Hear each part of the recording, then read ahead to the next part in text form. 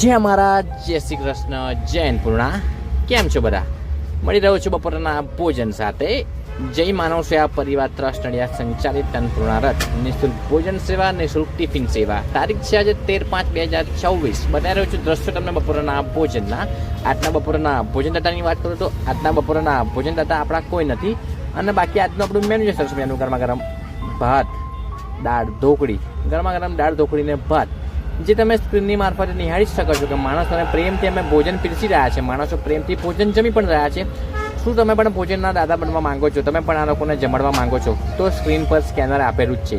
આપની નાનકડી મદદ કોઈનું જીવન બચાવી શકે છે અને આપ માત્ર 100 રૂપિયાનું કોઈ યોગદાન આપી શકો છો.